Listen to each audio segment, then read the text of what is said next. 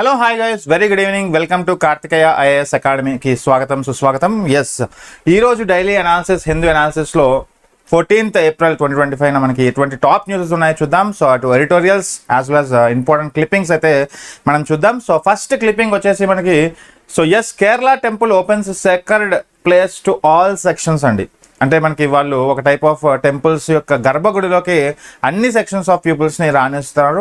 ఇది ఒక సొసైటీ పరంగా చూడాలి, మనం ఒక సోషల్ పర్స్పెక్టివ్గా మనం చూడాలి. సో ద పిల్ కోడ్ రామయరమంగళం. ఓకే, సో పేరు గుర్తుపెట్టుకోండి, టైప్ ఆఫ్ టెంపుల్ అనేది ఇంపార్టెంట్. So which temple? పిల్ కోడ్ రాయ రామంగళం టెంపుల్ కసర్గోడ్ డిస్ట్రిక్ట్లో మనకి ఉంది, కేరళలో. One of the first time మనకి ఓపెన్ అయింది ఫ్రెండ్స్. మనకి నలమబలం, యాక్చువల్గా నలమబలం అనేది మన యొక్క ఇంగ్లీష్లో ఇన్నర్ శాంక్షన్ ఏరియా అని, గర్భగుడి అని. ఓకే, సో అంటే ఒకవేళ మలయాళంలో అడిగితే ఒకవేళ అలాగా. So to devotees for all caste and community backgrounds అండి are ending the long standing entry restrictions. యాక్చువల్గా మనకి ఎప్పటి నుంచో ఈ యొక్క టైప్ ఆఫ్ రెస్ట్రిక్షన్స్ అనేవి ఉండేవి కేరళలో. ఈ టైప్ ఆఫ్ గుడి మనకి పిల్ కోడ్ రామంగళం టెంపుల్, మనకి ఇటువంటి టెంపుల్లో గర్భగుడిలోకి రానిచ్చేవారు కాదు. ఇప్పుడు మనకి అన్ని సెక్షన్స్ ఆఫ్ పీపుల్స్ని రాణిస్తున్నారు. So that is the news. అయితే one of the social inclusion, landmark social ఇంక్లూజన్గా మనకి ప్రతి ఒక్కరు రీజనల్ ఇన్స్టిట్యూషన్స్ నుంచి ప్రతి ఒక్కరు కూడా మనకి హెయిల్ చేస్తున్నారు దీనికోసం. ఓకే, మనకి టైప్ ఆఫ్ న్యూస్ ఇది. అయితే ఇక్కడ టెంపుల్ నేమ్ వచ్చేసరికి Pilikode Raya Ramangalam temple, Kasaragod, Kerala. So permanent access to Nalambalam inner quarter of all communities friends. అయితే సో దీనికి సంబంధించిన కొంత ఇన్ఫర్మేషన్ మనం చూసే ప్రయత్నం చేద్దాం. సో మేనేజ్డ్ బై మనకి మలబార్ దేవస్వామి బోర్డ్ అండి. ఎవరు మేనేజ్ చేస్తున్నారు టెంపుల్ అంటే? ప్రీవియస్లీ అలౌడ్ ఓన్లీ బ్రాహ్మిన్స్, అలాగే మనకి మరార్, అలాగే వారియర్ కమ్యూనిటీస్ మాత్రమే మనకి ఇంతవరకు అలౌ చేసేవారంట గర్భగుడిలోకి. సో అయితే రెగ్యులర్లీ మనకి మిగతా type of communities, all communities కూడా ఇప్పుడు మనకి అలౌ చేస్తున్నారు. That is important. Reform initiated మనకి పిలికోడ్ పురుష్ స్వాయుషం నగం మెన్ సెల్ఫ్ గ్రూప్ అండి. సెల్ఫ్ హెల్ప్ గ్రూప్ ఎలా అయితే మనం చూసామో, మెన్ సెల్ఫ్ గ్రూప్ అనేది పోరాటం చేస్తే మనకి టైప్ ఆఫ్ సోషల్ ఇంక్లూజన్లో భాగంగా మనకి చూడొచ్చు. సో ఇది సాధించారు యాక్చువల్లీ. సో అలాగే వన్ ఆఫ్ ది అథారిటీస్ మనకి పిటిషన్, మనకి టెంపుల్ తంత్రి, చీఫ్ ప్రీస్ట్, అలాగే state Devaswamy minister and temple బోర్డులు వీళ్ళందరూ కూడా పిటిషనర్స్ వేయగా సో సుప్రీంకోర్టు మనకి తీర్పునిచ్చింది ఏంటంటే ఇప్పుడు కేరళ హైకోర్టు, కేరళ యొక్క టెంపుల్లో, ఈ టెంపుల్లో ఓకే సో ఖచ్చితంగా ఆల్ కమ్యూనిటీస్ని ఎంటర్ చేస్తున్నారు ఇప్పుడు. So that is the major thing. Okay, major change we have seen. Okay, so ఇవన్నీ కూడా మనం గుర్తుపెట్టుకోండి. అలాగే మనకి క్వశ్చన్ ఎలా రావచ్చు, మెయిన్స్లో క్వశ్చన్ ఎలా రావచ్చు అంటే, consider the following statements regarding the recent reforms at Pilikode Raya Ramangalam temple in Kerala అనే క్వశ్చన్ రావచ్చు మనకి. దీనికి సంబంధించిన పాయింట్స్ రాయాలి. సో అయితే దీనికి సంబంధించిన ప్రిలిమ్స్ క్వశ్చన్ ఎలా రావచ్చు, ప్రిలిమ్స్ నుంచి క్వశ్చన్స్ ఎలా రావచ్చు అంటే, ఇప్పుడు మనకి జరగబోయే ప్రిలిమ్స్లో the temple is managed by Travancore Devaswom board. ఖచ్చితంగా కాదు కదండి, త్రవణ్కోర్ కాదు. ఓకే, సో మనకి త్రవణ్కోర్ ఇక్కడ board managed by Devaswom. So that is important. Okay, మనకి one of the Devaswom board మనకి మల్బార్ దేవస్వామ్ బోర్డ్ మనకి మేనేజ్ చేస్తుంది. నాట్ హియర్ త్రవణ్కోర్ కాదు. అలాగే devotees from all communities have now been granted permanent access to the sacred inner sanctum. కరెక్టే. The reform campaign was initiated by one of the local men's self help group. Okay, ఇది కూడా కరెక్టే. So answer మనకి 2 and 3 is right answer. So B is right answer. Okay, so ఈ విధంగా మనకి question expect చేయొచ్చాను. Next ఆర్టికల్లోకి వెళ్దాం. సో నెక్స్ట్ ఆర్టికల్ మనకి one of the bat Echomon science and టెక్నాలజీలో మనం చూడొచ్చు. సో ఇండియాస్ యొక్క first automated bat monitoring detection system అనేది మనకి తీసుకొచ్చారు ఫ్రెండ్స్. దాని పేరు బ్యాట్ ఇకోమోన్. అయితే సో దీన్ని బ్యాట్ ఇకోలొకేషన్ మానిటరింగ్ సిస్టమ్. యాక్చువల్గా మనకి దాన్ని ఫుల్ ఫామ్ తీసుకుంటే బ్యాట్ ఇకోలొకేషన్ మానిటరింగ్ సిస్టమ్ దీన్ని అంటాం. ఓకే, ఇండియాలోనే first automated real time bat detection and classification system friends. అంటే బ్యాట్స్ యొక్క కనుక్కోవడానికి, ముఖ్యంగా బ్యాట్స్ యొక్క ఆచూకీ, బ్యాట్స్ యొక్క లొకేషన్ కనుక్కోవడానికి ఈ టైప్ ఆఫ్ సిస్టమ్ తీసుకొచ్చారు friends. Developed by bat researchers Kadambari Deshpande and Vedant Barje it utilises some ultrasonic detection and AI based analysis to monitor bats activity. So bats యొక్క యాక్టివిటీస్ అనేది ఖచ్చితంగా అల్ట్రాసోనిక్ సౌండ్స్తో ఇటువంటి సిస్టమ్స్తో మనకి పసిగట్టచ్చు బ్యాట్స్ యొక్క లొకేషన్. ఓకే, మనకి జనరల్గా గుహల్లో కావచ్చు, మనకి జనరల్గా మనకి పురాతన ప్లేసెస్లో కావచ్చు, ఇలాంటి బ్యాట్స్ యొక్క మనకి ఇన్ఫర్మేషన్ తెలియడానికి ఇటువంటి ఒక పరికరం అనేది చాలా ఉపయోగపడుతుంది ఫ్రెండ్స్. అయితే దీనికి సంబంధించిన కొన్ని కీ టెక్నాలజీస్ యూజ్డ్, మనకి Raspberry Pi microprocessor use చేశారంట, అలాగే ఆడిమోత్ అల్ట్రాసోనిక్ డిటెక్టర్ యూజ్ చేశారు, న్యూరల్ నెట్వర్క్ అల్గారిథంని యూజ్ చేస్తూ మనకి డెవలప్ చేశారు ఫ్రెండ్స్. అలాగే ఫంక్షనాలిటీ వచ్చేసరికి it will record some ultrasonic bat కాల్స్ని రికార్డ్ చేస్తుంది. It will have a storage. Okay, filter noises కావచ్చు, identify some bat species using some pre trained modules కావచ్చు. అలాగే అవుట్పుట్ మనకి species where activity data, so spectrograms and audio recordings, ఇవన్నీ కూడా so type of devices so use చేసి మనకి bats యొక్క location, bats యొక్క యాక్టివిటీస్ తెలియజేసే పరికరాన్ని తీసుకొచ్చారు ఇక్కడ మనకి, వెరీ ఇంపార్టెంట్. Okay, yes. అలాగే కనెక్టివిటీ వైఫై ఎనేబుల్డ్ అంట. సో ముఖ్యంగా సైంటిఫిక్ అండ్ ఎకలాజికల్ ఇక్కడ తీసుకుంటే automates time consuming manual process of bat calling analysis అండి. సో ఇప్పుడు మనకి ఆటోమేటెడ్గా మనకి మాన్యువల్గా మనం ప్రొసీజర్ చూస్తున్నాం, కానీ ఇప్పుడు మనకి సిస్టమ్స్ ద్వారా we can find out the bat యొక్క location easily. Okay, so support research in bat ecology, behaviour and conservation ప్రాసెస్లో ఈ యొక్క టైప్ ఆఫ్ డివైస్ అనేది ఉపయోగపడుతుంది బ్యాట్ యొక్క కన్జర్వేషన్ ప్రాసెస్లో. Okay, so address major gap in Indian bat call reference database, ఇవన్నీ కూడా. అయితే India has bat ecosystem research capabilities ఉన్నాయి ఫ్రెండ్స్. సో అందులో భాగంగా ఇది కూడా మనం చూడొచ్చు. ఓకే, సో ఛాలెంజెస్ కూడా ఉన్నాయి friends. Limited training data sets for India data species has currently identified only 6 to 7 common species అంటాయి. This is the major concern. Okay, ఇటువంటి ఒక టైప్ ఆఫ్ ఛాలెంజెస్ని ఎదుర్కొంటున్నాం. So still we are something we have to do by this type of expenditure. Okay, need to expand reference call libraries through collaborations అని. Okay, అలా ప్రిలిమ్స్లో ముఖ్యంగా ఇంకో facts అడుగుతారు friends. What is the device name అంటే మనకి bat Echomon, developed by one of the Kadambari Deshpande and Vedant Banerjee. So one of the IIHC Bengaluru campus students actually.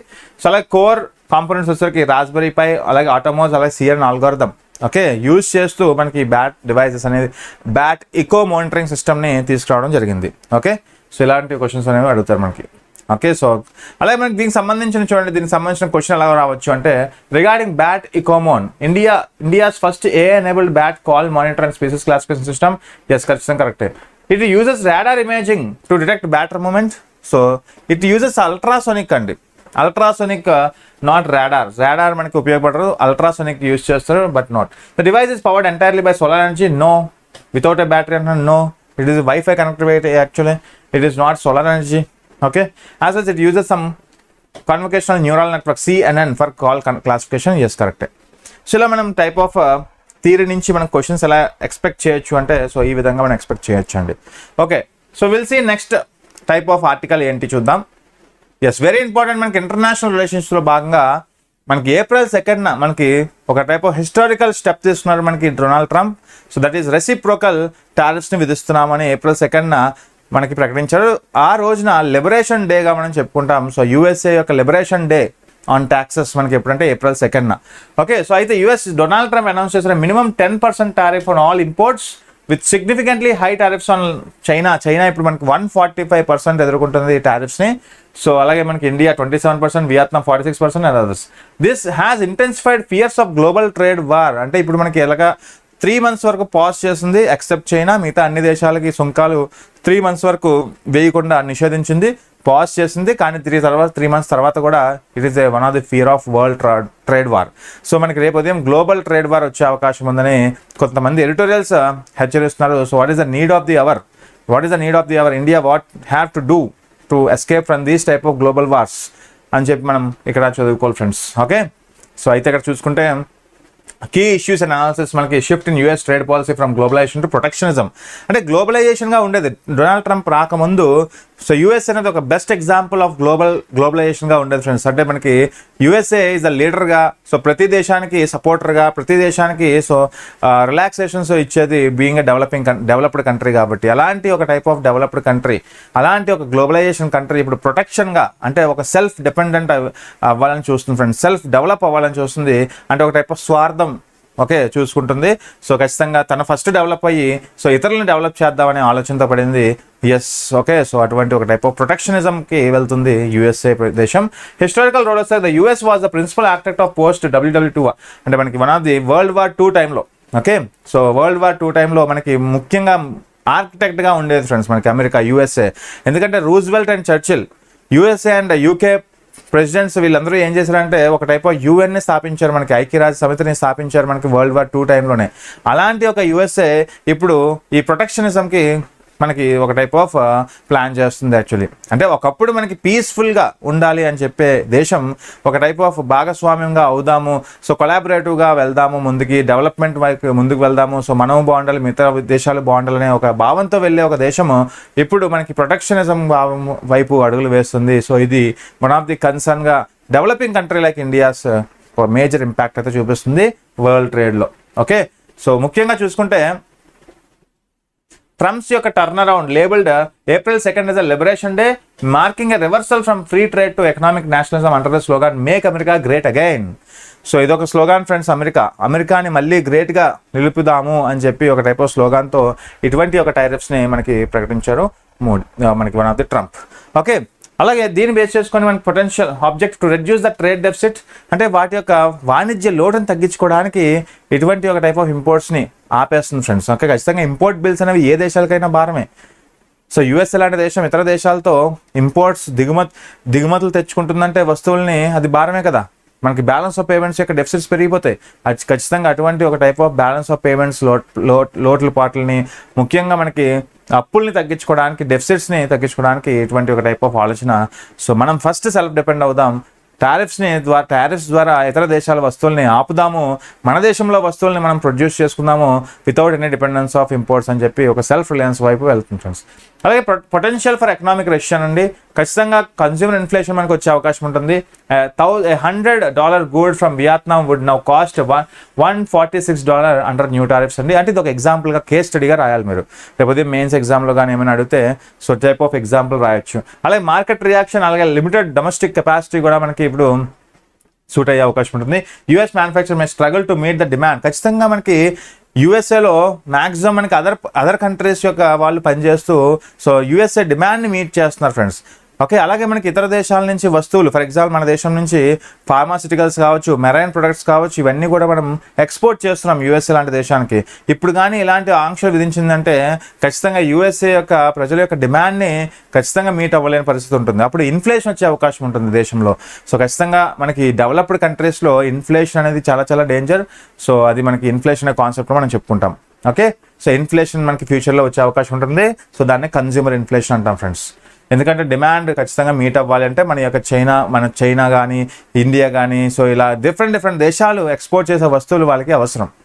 China's యొక్క counter move and long term strategy అండి. So ఖచ్చితంగా China slapped 125 tariffs of US goods. So దీని ప్రకారం చూస్తే China కూడా ఊరుకోలేదు, China కూడా తగ్గలేదు, మేము కూడా తగ్గేది లేదని చెప్పి 125% ఇంపోర్ట్ వేసింది. అక్కడ 145 అయితే ఇక్కడ 125% అనమాట.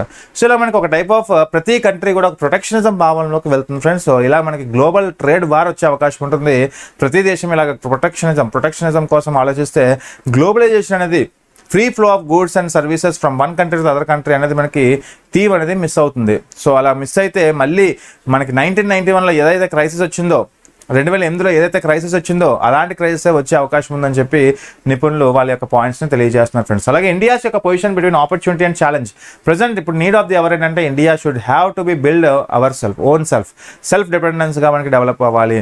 సో ఖచ్చితంగా యూఎస్ఏ నుంచి వస్తున్న ఎలక్ట్రానిక్ గూడ్స్ని మనం ఇప్పుడు ఇంపోర్ట్ చేసుకోకూడదు, మనం సొంతంగా మనం డెవలప్ చేసుకోవాలి, సెల్ఫ్ బిల్డ్ అయితే చేసుకోవాలి ప్రొడక్ట్స్ మీద. ఆత్మనిర్భర్ భారత్ లాంటి స్కీమ్స్ ఎందుకు తీసుకొచ్చారంటే as well so these type of ఇలాంటి సిచ్యువేషన్ ఎప్పుడొకప్పుడు వస్తుందని చెప్పే. ఓకే, సో ఇతర దేశాల మీద ఆధారపడకుండా మన దేశం వస్తువులు మనం తయారు చేసుకోవాలని. Domestic weaknesses is the main concern friends. Okay, skill set is main concern, infrastructure is the main concern మన దేశంలో. సో మన దేశంలో strong at culture but not R&D, but not innovation, but not technology, ఇలాంటి వాటిలో మనం టాప్లో లేము. మనం ఓన్లీ టాప్ ఇన్ కల్చర్లో మనం స్ట్రాంగ్. బట్ అది ఒక టైప్ ఆఫ్ ఇంటాంజిబుల్ అసెట్. అది మీరు గుర్తుపెట్టుకోండి, కల్చర్ అనేది ఒక intangible asset, physically not seen, చేత్తో ముట్టుకోలేం కల్చర్ని. సో అటువంటి కల్చర్ అనేది ఒక టాంజిబుల్ వచ్చేసి మనకి goods and service goods. Okay, yes. So ఖచ్చితంగా government of India now need of the hour ఏంటంటే it has to look after the type of exports of costliest exports of demandable goods in the world. Okay, yes. అలాగే మనకి ఒక type of Trump tariff hike వస్తే 10 to 145%. అలాగే 10% దేశాలున్నాయి, 145% దేశం మనకి China. అలాగే global trade disruption జరిగే అవకాశం ఉంటుంది. Rising prices in USA as well as market నోసిటీ, అంటే ఒక type of fear of global ఒక రెషన్ వచ్చే అవకాశం ఉంటుంది ఫ్రెండ్స్ ఫ్యూచర్లో ఇలాంటి ఒక ట్రంప్ నిర్ణయాల వల్ల. ఓకే, సో ఇలా మనకి ఒక టైప్ ఆఫ్ వే ఫార్వర్డ్ ఏంటి అంటే for US balance protectionism goals with global economic stabilities need of the hour friends.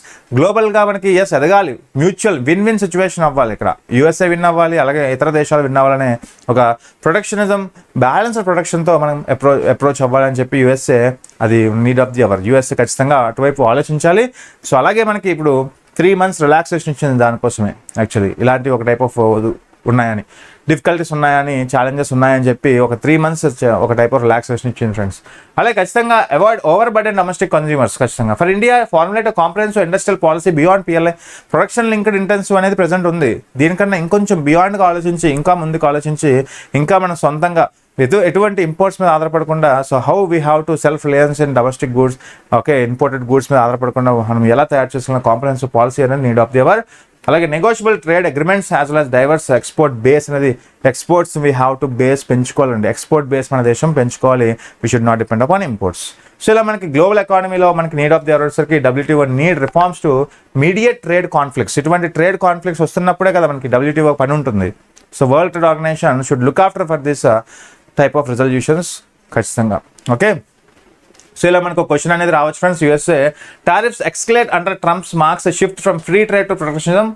Free trade నుంచి ప్రొటెక్షనిజం భావంలోకి వెళ్ళిన యూఎస్ఏ సో ఇలాంటి పరిస్థితుల్లో analyse its impact on global economy and examine India's vulnerability and policy options in evolving scenario. So అంటే ఇలాంటి పరిస్థితుల్లో భారతదేశం ఒక టైప్ ఆఫ్ ఛాన్స్గా తీసుకొని so how it should be become global leader. ఇప్పుడు ఇది గ్లోబల్ లీడర్ అయ్యే అవకాశం ఉన్న దేశం మన ఇండియా.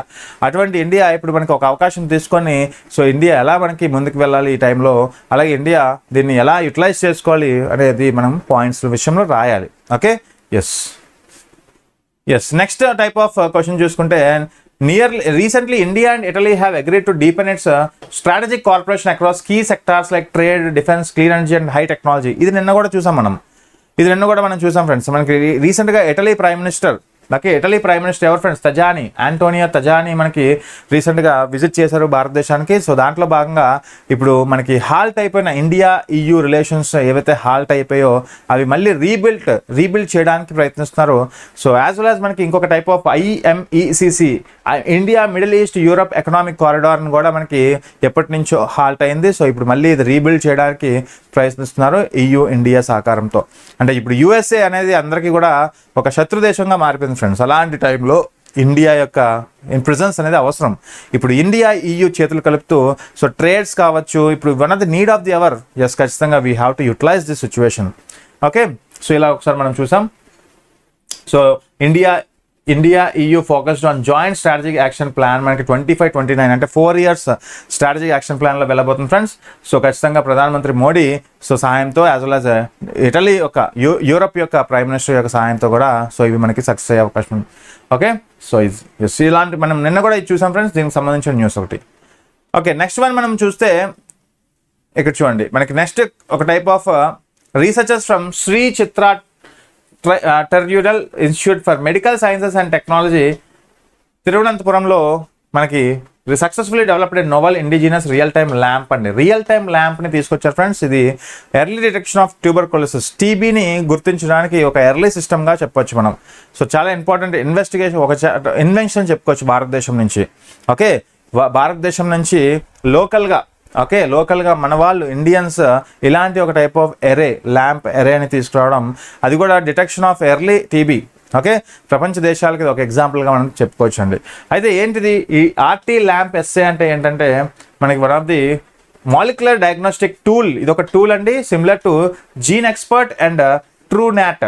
మీకు తెలుసు జీన్ ఎక్స్పర్ట్, ట్రూనాట్ అనే ఒక type of tools to identify the TB. But అది ఎర్లీ స్టేజ్లో కాదు. That is the major problem India facing యాక్చువల్గా. అంటే టీబీని ఎర్లీగా గుర్తిస్తే ఖచ్చితంగా మనకి ఎర్లీ స్టేజ్లోనే దాన్ని డయాగ్నోస్ చేసి ఒక టైప్ ఆఫ్ మనకి ట్రీట్మెంట్స్ని ఇచ్చే అవకాశం ఉంటుంది, అది పూర్తిగా నిర్మూలించే అవకాశం ఉంటుంది మ్యాక్సిమం. బట్ మనకి ఎర్లీ స్టేజ్లో దొరకట్లేదు ఆ యొక్క టైప్ ఆఫ్ టీబీ లక్షణాలు.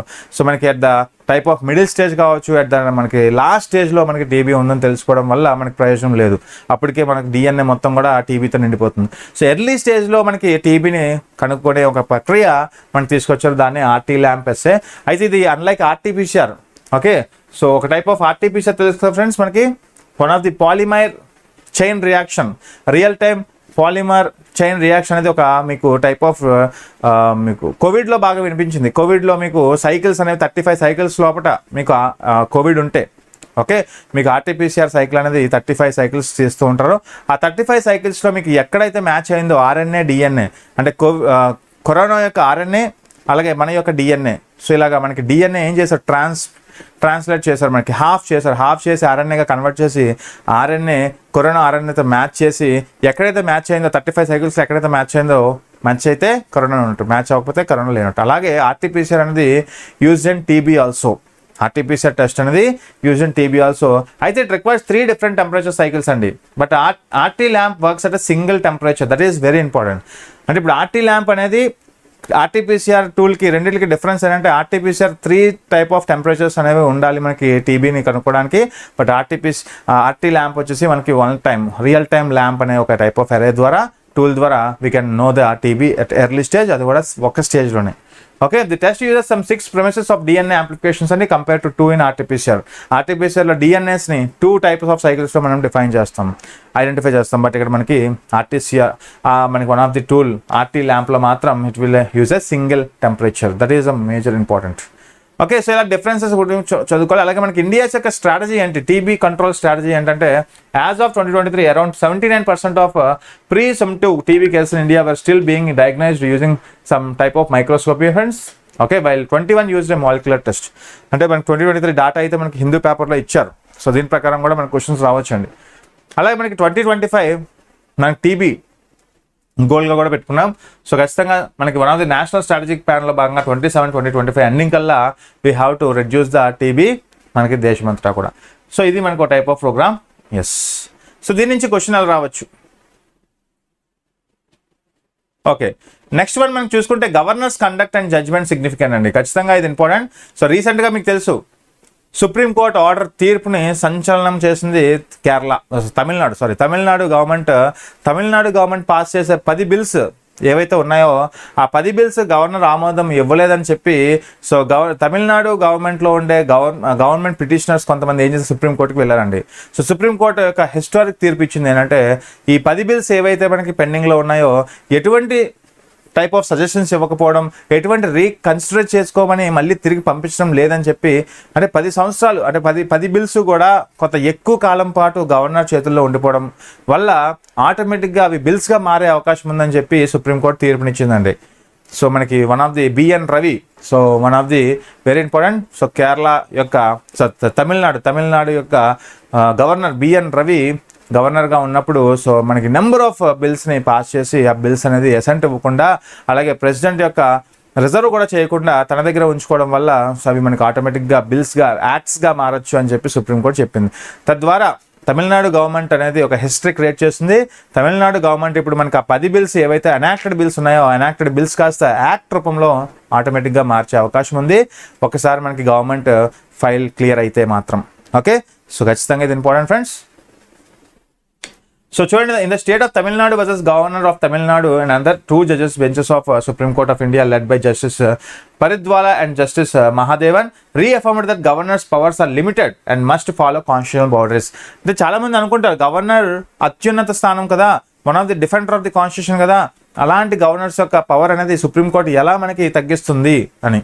సో ఖచ్చితంగా ఇక్కడ రాజ్యాంగంలో ఏముందంటే విత్ ఇన్ 1 మంత్ లోపల మనకి స్టేట్ లెజిస్లేటివ్ బిల్స్ ఏవైతే గవర్నర్ చేతిలోకి వెళ్తున్నాయో విత్ ఇన్ 1 మంత్ లోపల అతని యొక్క ఐడియాలజీ ఏంటి, సో ఏం చేంజ్ చేయాలా చేంజ్ చేయకూడదా, సో అంటే ఖచ్చితంగా డెమోక్రటిక్ ప్రిన్సిపల్స్ని లోబడి గవర్నర్ పనిచేయాలండి. ఒకవేళ ఏమైనా మోడిఫికేషన్స్ ఉన్నాయంటే ఖచ్చితంగా పంపించవచ్చు ఖచ్చితంగా మళ్ళీ. ఓకే, సో బ్యాక్ పంపించవచ్చు. ఒకవేళ ఏమైనా నేషనల్ ఇంటిగ్రిటీకి సంబంధించింది, దేశం యొక్క ఇంటిగ్రిటీకి సంబంధించిన మ్యాటర్ అయితే ఖచ్చితంగా దాన్ని రిజర్వ్ చేయాలి ప్రెసిడెంట్ యొక్క పరిశీలన కోసం. ప్రెసిడెంట్ యొక్క పరిశీలన తర్వాత మనకి మళ్ళీ తిరిగి వచ్చిన తర్వాత గవర్నర్కి ఎటువంటి హక్కు లేదు, గవర్నర్ ఖచ్చితంగా దాన్ని ఆమోదించాల్సిందే. కానీ అలాంటివి కూడా ప్రెసిడెంట్ చేతుల్లో ఉన్న ప్రెసిడెంట్ పరిశీలనకు పంపించిన బిల్స్ని కూడా మళ్ళీ తీసుకొని గవర్నర్ మళ్ళీ ఒక చాలా టైం వరకు మనకి ఎటువంటి ఎనాక్ట్ చేయలేదని చెప్పి సుప్రీంకోర్టు ఈ తీర్పుని ఇచ్చింది ఫ్రెండ్స్. వితిన్ 1 month లోపటే యాక్చువల్గా ప్రతి ఒక్క గవర్నర్ ఏదైనా ఒక టైప్ ఆఫ్ రికమెండ్ చేయాలి, ఏం చేయాలి బిల్స్ని. సో మనకి ఈ టైప్ ఆఫ్ తప్పులు ఉన్నాయి, సో రీకన్సిడర్ చేయండి అని చెప్పి ఖచ్చితంగా పంపించాలి, లేదంటే ప్రెసిడెంట్ యొక్క పరిశీలన కోసం రిజర్వ్ చేసుకోవాలి. కానీ అలాంటిది ఏమీ లేకుండా ఇండెఫినెట్ పీరియడ్ వరకు మనకి హోల్డ్ చేయడం వల్ల ఇప్పుడు బిఎన్ రవి చిక్కుల్లో పడ్డని చెప్పొచ్చు. సో అతనికి సుప్రీంకోర్టు ఒక మొట్టికాయ పెట్టిందని చెప్పొచ్చు. సో ఇప్పుడు తమిళనాడు గవర్నమెంట్ ఇప్పుడు ఈ 10 బిల్స్ డైరెక్ట్గా వితౌట్ ప్రెసిడెంట్ యొక్క అసెంట్ లేకుండానే ఎనాక్ట్ చేయబోతుంది. That is a history friends, history అనే చెప్పుకోవచ్చు. ఓకే, సో ఇలాంటి ఒక టైప్ ఆఫ్ ప్రతిరోజు మనకి అనాలిసిస్ చేద్దాం, ప్రతిరోజు మన ఎడిటోరియల్స్ అనాలిసిస్ చేద్దాం. హాట్ టాపిక్స్, కరెంట్ టాపిక్స్ ఏవైతే ఉన్నాయో అవన్నీ తీసుకొని మనం అనాలిసిస్ చేద్దాం. సో ఖచ్చితంగా సెషన్ నచ్చినట్లయితే లైక్ చేయండి, షేర్ చేయండి, అలాగే సబ్స్క్రైబ్ చేసుకోండి. మన యొక్క కార్తికేయ ఐఏఎస్ ఛానల్ని ఖచ్చితంగా సబ్స్క్రైబ్ చేసుకొని ఎంకరేజ్